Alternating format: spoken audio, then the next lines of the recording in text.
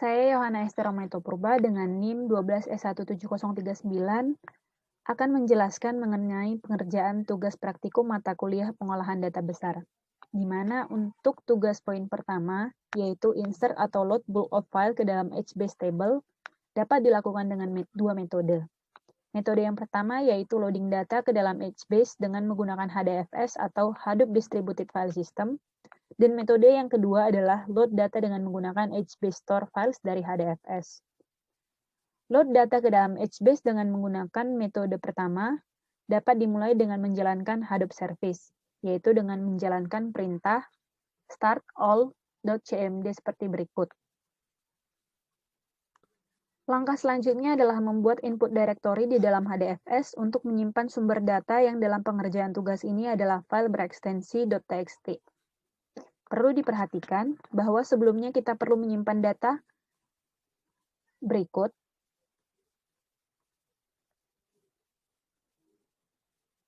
Pada file txt yang berisi nama dan alamat yang merupakan kolom family dari data pribadi dan prodi serta IP yang merupakan kolom family dari data akademik. Setelah itu, kita jalankan perintah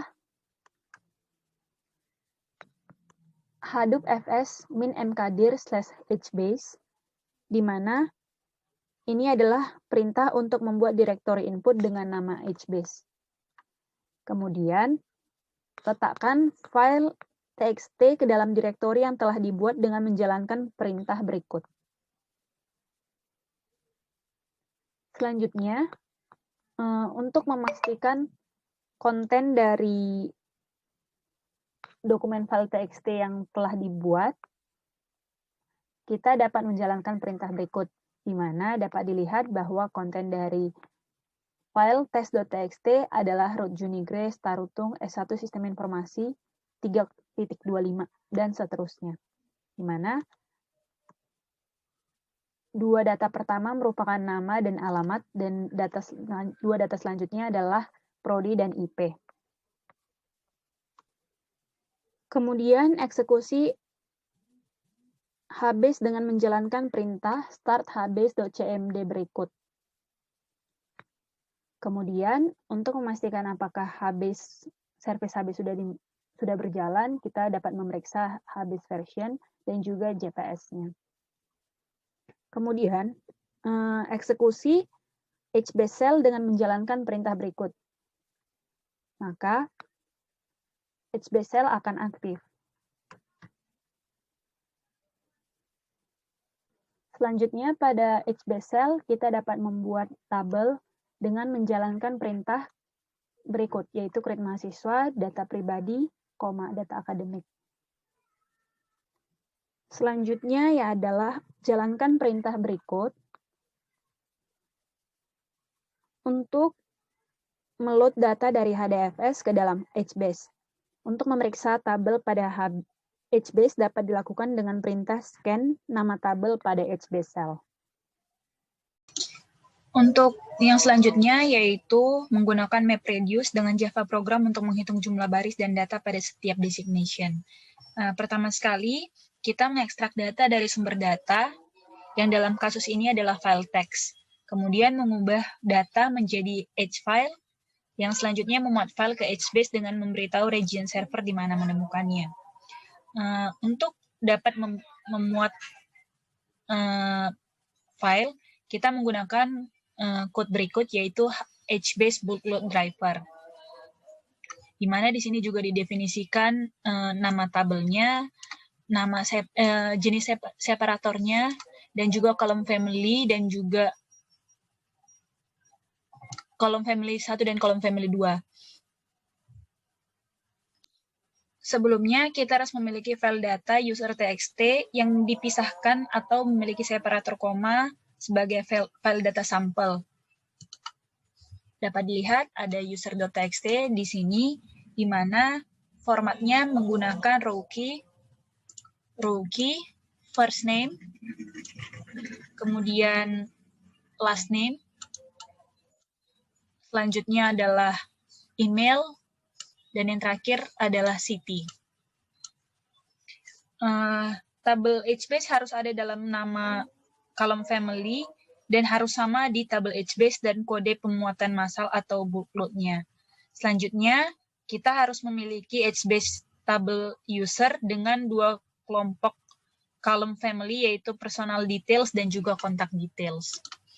Selanjutnya adalah ini merupakan kode HBase bulk load mapper Java, dan yang terakhir adalah HBase bulk load Java. Kemudian untuk menjalankan code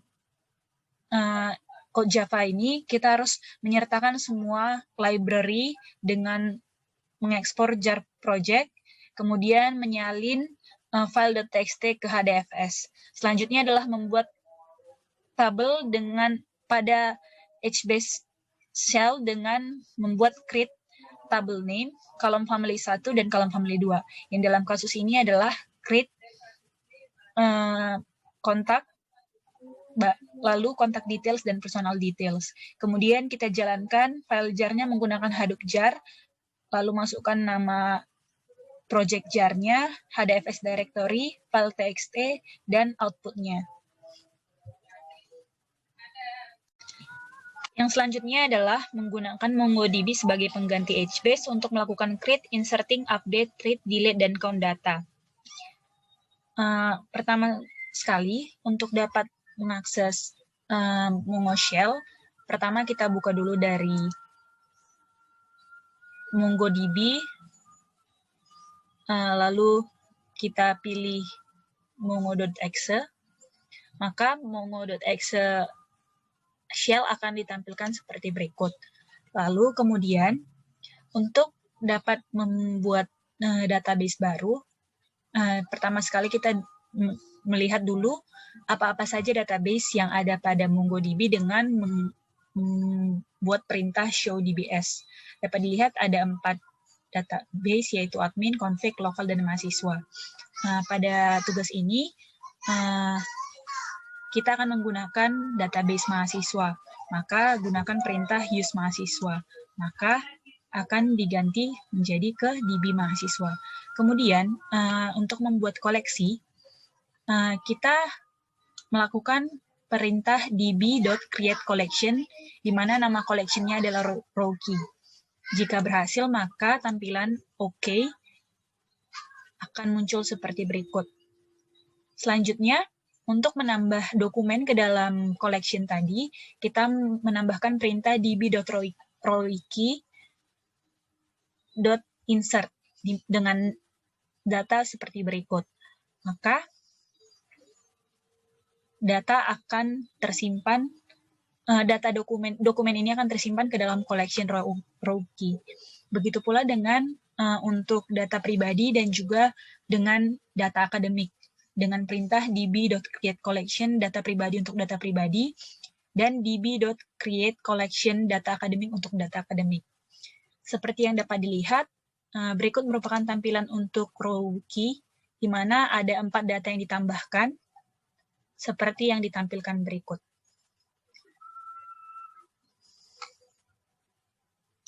Sementara itu, untuk melihat jumlah dokumen pada setiap collection, kita dapat menggunakan perintah db.rowkey.count, sehingga seperti yang kita tahu tadi, pada collection rowkey terdapat 4 dokumen, dan ketika kita menggunakan fungsi count ini, maka akan muncul jumlah dari dokumen yang ada pada collection. Selanjutnya, untuk menghapus collection, kita dapat menggunakan perintah db.datapribadi.drop, sehingga collection dengan nama data pribadi akan dihapus dari database.